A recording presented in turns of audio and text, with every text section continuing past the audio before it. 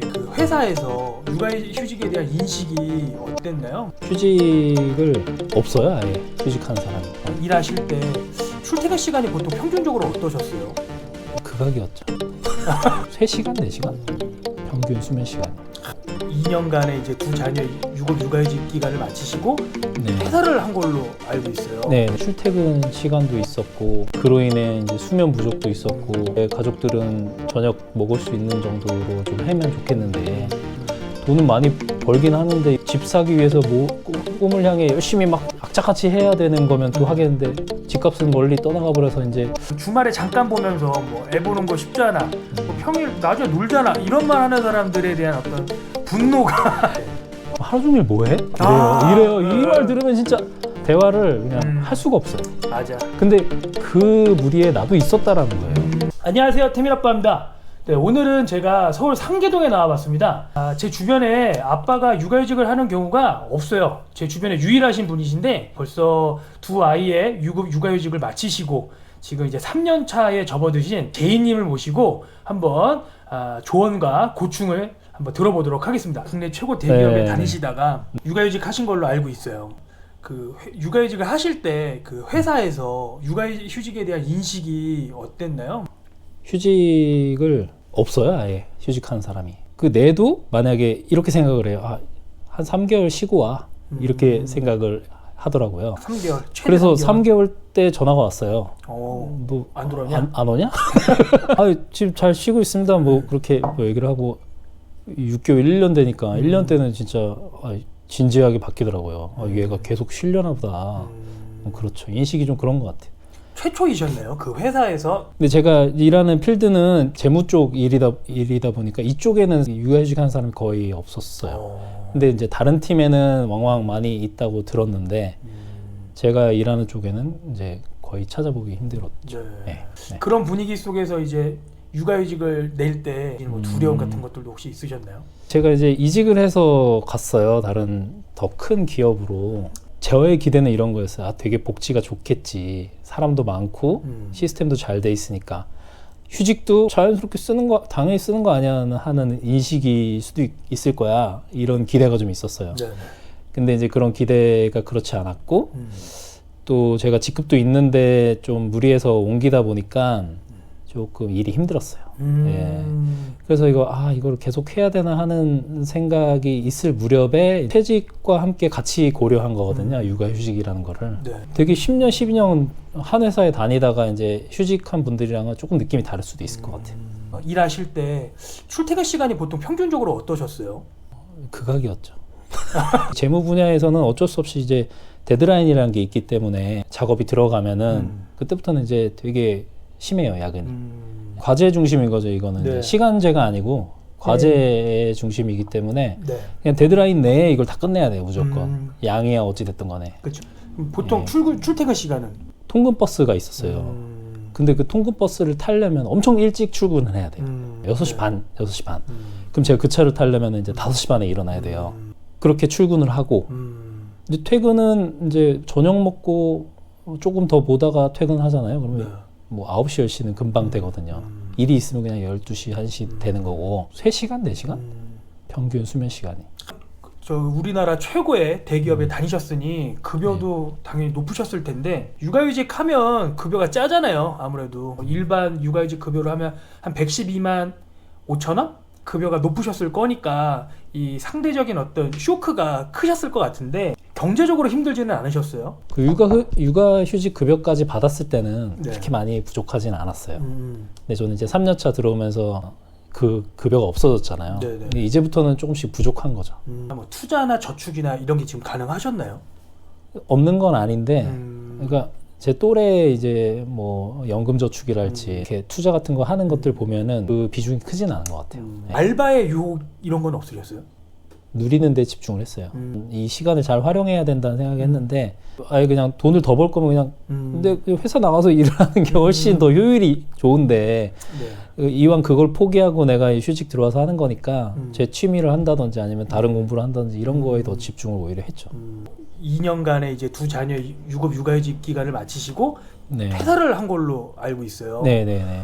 이 퇴사를 하게 된 어떤 배경이 있을까요? 아까 말씀드린 대로 출퇴근 시간도 있었고 그로 인해 이제 수면 부족도 있었고 가족들은 저녁 먹을 수 있는 정도로 좀 하면 좋겠는데 돈은 많이 벌긴 하는데 집 사기 위해서 뭐 꿈을 향해 열심히 막 악착같이 해야 되는 거면 또 하겠는데 집값은 멀리 떠나가 버려서 이제 잡을 수 없는 꿈처럼 돼버리고 탈진같이 된 것 같아요. 이제 이제 잠깐 그만두고 이제 쉬는 시간을 가져야겠다. 그게 육아휴직으로 연결이 됐던 거고 그래서 이제 퇴사를 하게 됐는데 다시 복직할지 말지를 고민을 많이 했어요. 어쨌든 좋은 조건이고 그만뒀을 때 수입이나 뭐 미래에 대한 불안이 있잖아요. 네네. 그러니까 그걸 어떻게 할 것인가 많이 숙고를 했는데 결정을 하게 됐죠. 그냥 퇴사해야겠다. 이제 애들을 잘 돌보고 가정을 건사해야겠다라는 목적도 있지만 네네. 사실 이직을 준비하기 위한 스텝으로 육아휴직을 쓰신 것도 있다라는 말씀이신 거죠? 그렇죠. 예. 그런 마음으로 이제 육아휴직을 시작을 했는데 이제 육아휴직이 끝나는 그 날짜가 다가올 때 불안감 네. 이런 것도 상당하셨을 것 같아요. 상당했죠. 제가 복직 여부를 논의해야 될 그 선배를 만나러 가는 날이면 막 예민해져가지고요. 눈치가 어떻던가요? 제 입장에서 얘기하면 서운했어요. 약간 그래도 어쨌든 회사에서 이게 좀 손 내밀어 줘야 제가 그래도 못 이기는 척 복직을 하든 할 거 아니에요. 네네네. 근데 조금 차가운 거예요. 너 어떻게 할 건데? 너의 의견을 존중한다는 식으로. 근데 느낌은 나가라예요? 그렇지는 않고 되게 중립적이었어요. 그 회사 특징이 중립적으로 딱 해줬어요 저한테. 그 어떻게 보면 존중해 준 거죠. 약해진 사람의 입장에서는 그래도 와 네가 지금 있어야 지금 좀 손이 부족하니까 와서 일 좀 해줘 이렇게 해주길 좀 바랬나 봐요 제가. 사회에서는 많이 떨어진 지 좀 기간이 된 거잖아요. 맞아요. 그러면 생각도 많이 바뀌고 사람 대할 때 약간 자신감이나 이런 것도 많이 떨어지고 맞아요. 당연히 그런 게 있잖아요. 근데 하물며 회사 여기 위에 선배를 만났으니까 좀 그렇게 느껴질만 했던 것 같아요. 그 당시에는. 3년차 접어드시면서 뭐 주부 우울증, 감정 기복 이런 것들이 좀 심하셨나요? 아이들이랑 있으면 화를 내게 되는 상황들이 생겨. 아이들은 맞아요. 사회적이지가 않거든요. 성질도 내고 하면서 많이 놀랬죠. 내가 이렇게 화가 많았나? 뭐 이렇게 될 때가 종종 생기더라고요. 아이들이랑 지내다 보니까. 육아휴직 시작할 때와 네. 지금 최근까지 했을 때 이 화가 누그러지셨나요? 늘어났나요? 저 같은 물론 경우에는 이제, 누그러진 것 같아요. 뭐랄까 여물었다고 표현해야 될까요? 네. 그러니까 애들한테 화가 나도 좀 잘 참고 이렇게 된 것 같은데 네네. 제이님은 아이들을 이렇게 적응을 해나가서 이 똑같은 일이 생기면 예전에는 화를 냈던 것들이 지금은 그냥 편안하게 넘어갈 수 있게 네. 되는 것 같아요. 근데 처음에 육아를 할 때 진짜 뭐 난 육아를 할 수 있을 것처럼 네. 처음에 생각했던 그런 내 생각들이 진짜 와르르 무너지는 걸 경험을 하게 되더라고요. 아이들은 정말 키우는 건 나를 완전 내려놔야 돼. 주말에 잠깐 보면서 뭐 애 보는 거 쉽지 않아. 뭐 평일 나중에 놀잖아. 이런 말 하는 사람들에 대한 어떤 분노가 그러니까 가끔 전화 와서 통화하거나 회사 분들이랑 통화를 하면은 네. 그럼 하루 종일 뭐해? 이래요. 이 말 들으면 진짜 대화를 그냥 할 수가 없어요. 맞아. 근데 그 무리에 나도 있었다라는 거예요. 이제 저도 그런 시선을 가지고 있었던 한 사람으로서 내가 집안의 주부의 역할로서 이렇게 있는데 그렇게 시간이 많이 남는데 뭐해 집에서? 뭐 이러면은 막 설명을 할 수가 없어. 맞아. 네. 해본 사람만 알죠. 해본 사람만 알지. 나 이제 육아휴직이 끝나가는데 퇴사로 마음 먹었어 라고 말을 전했을 때 예. 아내분의 반응, 아내분의 눈치는 어떠셨어요? 퇴직 자체를 이제 결정했다라는 거에 대해서는 큰 이제 놀람이 없었는데 2년이나 쉬었으니까 이제 보여줘라, 내놔라. 이게 구체적으로 보여주지 못했어. 그래가지고 아내도 좀 실망을 한 눈치가 있었고 그래서 저도 같이 살려면 또 그걸 빨리 따라잡아야 되잖아요. 일단 시험 공부를 해볼게. 이 구에서 같이 다니면서 공무원 월급이 많진 않지만 우리가 원하는 가정 삶을 살 수 있으니까 이렇게 계획을 해봤고 또 아내가 그걸 많이 원하기도 했어요. 네. 육아휴직을 주저주저 하시는 아빠들이 많이 계실 것 같아요. 네. 그런 분들에게 조언을 해주실 게 있을까요? 또 아이들 어린 시절에 같이 쉬면서 또 주부도 한번 해보고 그러면 아내를 또 이해하는 기회가 되잖아요. 그리고 아이들한테 화도 내보고 하면서 아이들을 이해할 수 있는 기회도 되니까요. 그리고 이런 휴직 기간이 없이 제가 회사 생활을 이제 20년까지 쭉 달렸다.